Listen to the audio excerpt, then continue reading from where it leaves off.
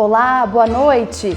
Mais rigor nas obras realizadas pela Corsã em Passo Fundo. Vereadores aprovam projeto de lei da Prefeitura que pretende aumentar a fiscalização e cobrar pela qualidade dos serviços. Para evitar situações como nós tivemos recentemente, de várias frentes de trabalho serem abertas ao mesmo tempo, uma demora na conclusão de todas essas frentes e as ruas esburacadas, as ruas trancadas para o trânsito. Projeto de lei sobre desinformação é rejeitado por maioria na Câmara de Vereadores. Em relação aos riscos que nós temos, a nossa geração tem, desinformação está em primeiro lugar e as emergências climáticas estão em segundo lugar. E no ano passado nós trabalhamos o ano inteiro pautando a emergência climática para que a gestão entendesse que é um risco real e que acontece na nossa cidade. E nós vamos seguir trabalhando para que a gestão tenha esse reconhecimento de que a desinformação é um risco real. Aprovado repasse de R$ 85 mil ao Conselho Comunitário Pró-Segurança Pública.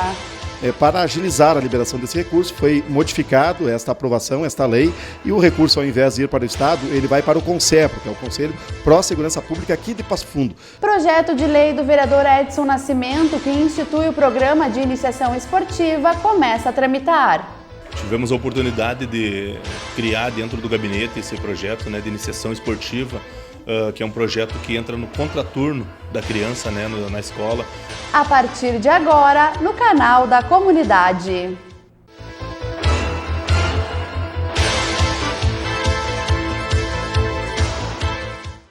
A Prefeitura de Passo Fundo encaminhou um projeto de lei à Câmara de Vereadores para ter um instrumento legal de fiscalização e normatização das obras de água e esgoto que estão sendo realizadas pela Corsã.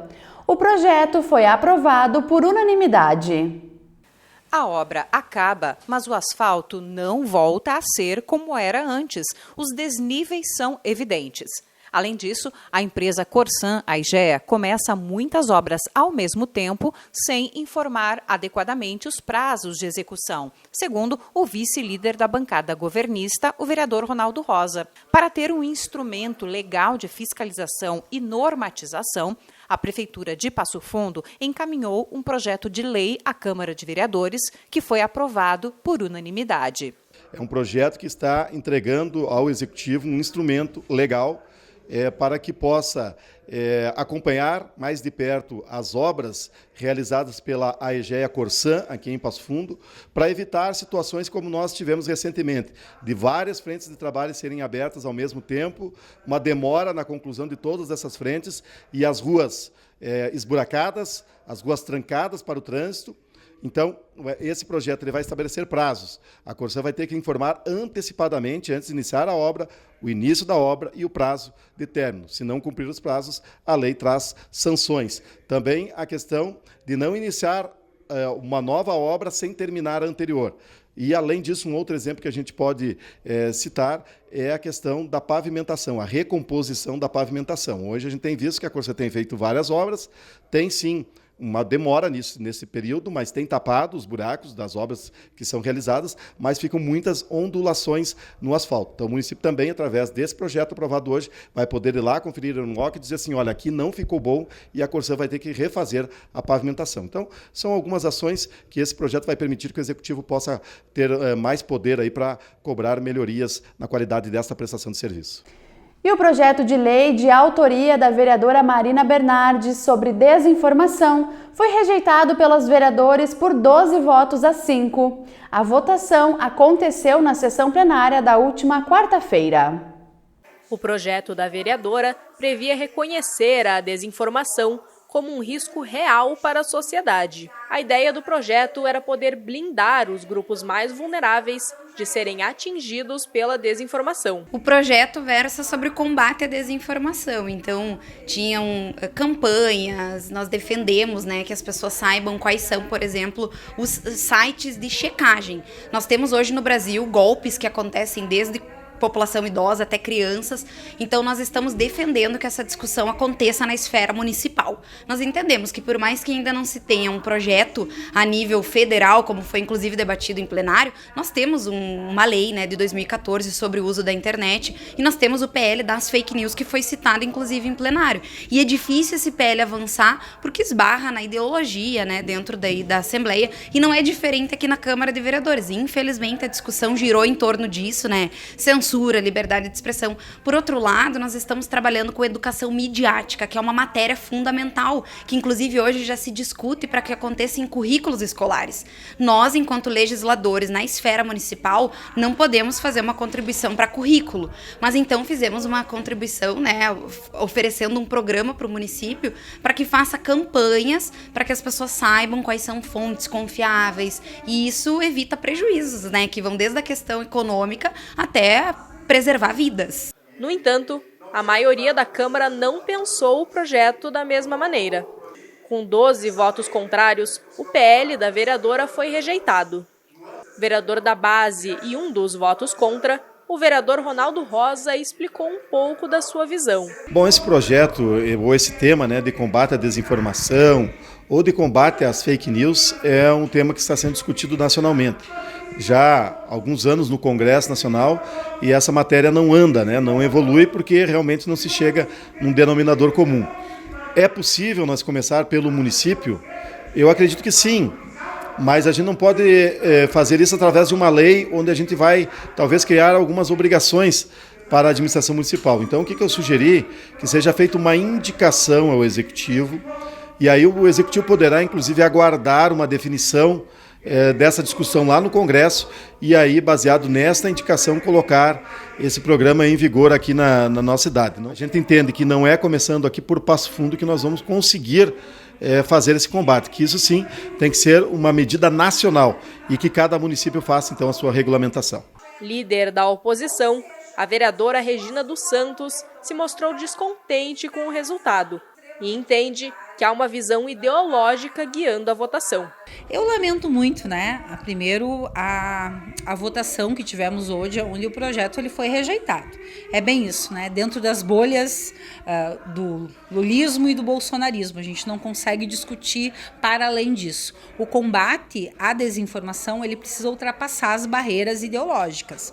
Hoje, a população de Passo Fundo precisa, sim, que o poder público atue combatendo toda e qualquer desinformação. Só a gente vê a quantidade de idosos que caem em golpes pelas redes sociais. Isso é desinformação. A gente precisa reeducar a nossa população. Acho que, infelizmente, esse tema ele é tratado no campo ideológico. Ele tem que sair dessas bolhas e precisa sim, se tornar uma preocupação da população como um todo. Apesar do resultado desfavorável, a vereadora Marina afirma que continuará debatendo a pauta. Em relação aos riscos que nós temos, a nossa geração tem, desinformação está em primeiro lugar e as emergências climáticas estão em segundo lugar. E no ano passado nós trabalhamos o ano inteiro pautando emergência climática para que a gestão entendesse que é um risco real e que acontece na nossa cidade. E nós vamos seguir trabalhando para que a gestão tenha esse reconhecimento de que a desinformação é um risco real. Porque a minha preocupação enquanto legisladora, de novo, é que a gente não consegue trabalhar a desinformação com esse risco que ela é. E eu acho que é isso que nós vamos seguir fazendo, apresentando alternativas, trazendo debate, apresentando denúncias, até que isso se torne uma pauta consenso de que é um problema que afeta o nosso cotidiano. E veja depois do intervalo, vereadores aprovam repasse de R$ 85 mil ao Conselho Comunitário Pró Segurança Pública. Os detalhes em instantes.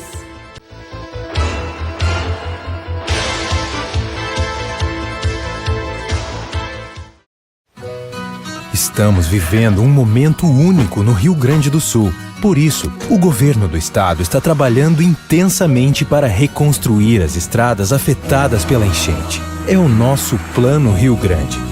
Para que todos possam viajar em segurança, cada um de nós precisa fazer a sua parte. Todos pela reconstrução do RS. Todos pela vida. Detran RS e Governo do Rio Grande do Sul.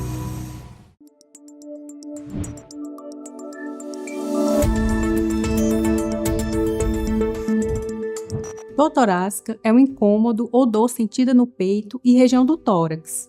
Pode ser constante, que não para, ou intermitente, que vai e volta. Os principais sintomas são dor que irradia para um dos braços, costas e mandíbula, dor no estômago associada a náuseas e vômitos, suor frio, palpitação, cansaço e dificuldade para respirar. O que fazer? Primeiro, verifique se você e a vítima estão em segurança e mantenha calma. Mantenha a pessoa sentada e, se possível, em local arejado. Deixe as roupas mais frouxas. Chame o socorro pelo SAMU 192 e informe o maior número possível de detalhes sobre os sintomas e a situação. Fique atento a possíveis pioras no quadro, como desmaios ou parada cardíaca. Se identificar que o paciente está em parada cardíaca, parar de responder e respirar, inicie as manobras de reanimação cardiopulmonar até que o serviço de emergência chegue. Caso a pessoa já tenha problemas de saúde, reúna os últimos exames e a receita dos medicamentos e leve junto para a unidade de saúde. E o que não fazer? Não deixe que a pessoa faça esforço até mesmo conversar. Não ofereça alimentos ou líquidos e não ofereça medicamentos sem prescrição ou orientação médica prévia.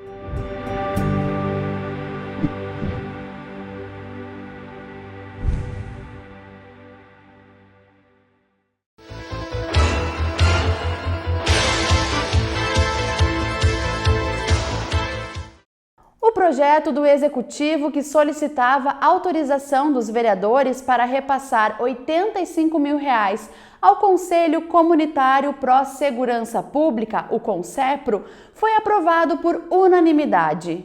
O dinheiro será destinado ao 3º Batalhão Ambiental para a compra de equipamentos. O líder do governo no Legislativo, o vereador Ronaldo Rosa, dá mais detalhes. Se refere a nós garantir agilidade para que o município possa liberar um recurso importantíssimo para o 3º Batalhão Ambiental, que realiza aí uma fiscalização em mais de 100 municípios aqui na nossa região, onde eles vão poder comprar botes, vão poder comprar coletes salva-vidas, motor para as embarcações, tudo para dar estrutura para o 3º Batalhão Ambiental cumprir a sua finalidade. R$ 85 mil que já havia sido aprovado no ano passado, mas no ano passado a aprovação foi que esse recurso iria para o governo do Estado. E do governo do Estado, então, já que o 3º Batalhão é do governo do Estado, iria ser transferido para o 3º Batalhão. Porém, para agilizar a liberação desse recurso, foi modificado esta aprovação, esta lei, e o recurso, ao invés de ir para o Estado, ele vai para o CONSEPRO, que é o Conselho Pró-Segurança Pública aqui de Passo Fundo. Porque assim que entrar nos cofres do CONSEPRO, esse recurso automaticamente ele vai ser repassado ao 3º Batalhão, diminuindo assim a burocracia e esse dinheiro podendo ser aproveitado ainda nesse período do primeiro semestre do ano de 2025. Começou a tramitar no Legislativo o projeto de lei do vereador Edson Nascimento, que institui o programa de iniciação esportiva aqui em Passo Fundo. A intenção é estimular a prática regular de atividades físicas entre crianças e adolescentes no contraturno escolar. As práticas esportivas estão de acordo com a política municipal dos direitos da criança e do adolescente, segundo o vereador Edson Nascimento. Além de estimular o desenvolvimento físico, os esportes desenvolvem habilidades sociais, emocionais e melhoram o rendimento escolar. O projeto está na 2ª discussão prévia e deverá ser votado ainda este mês. Tivemos a oportunidade de criar dentro do gabinete esse projeto, né, de iniciação esportiva, que é um projeto que entra no contraturno da criança, né, na escola, porque a gente tem a perspectiva aí de fazer com que as crianças façam esporte no turno da tarde ou da manhã e saiam dali, né, como cidadãos melhores, né, para a vida, né, que ali dentro do esporte vai aprender a ter responsabilidade, vai aprender muito mais sobre o respeito, não só com o pai e com a mãe, mas também com as pessoas que convivem, né, com essas crianças. A gente sabe da importância de criar esses projetos aí que possam agregar para a nossa comunidade. Então a gente fica extremamente feliz, né? Fico extremamente feliz também com o nosso gabinete da gente ter a oportunidade de criar juntos, né, esses projetos que vão beneficiar e muito, né? Passando aqui nas comissões, sendo aprovado em plenário, chegando até o prefeito Pedro Almeida, e a gente, né, torce para que ele tenha uma visão, a gente vai conversar com ele aí para que ele olhe com bons olhos para o nosso projeto e possa sancionar. A gente tem certeza que vai agregar e muito na vida desses jovens e adolescentes. E o Jornal da Câmara desta segunda-feira fica por aqui. Uma boa noite e uma ótima semana!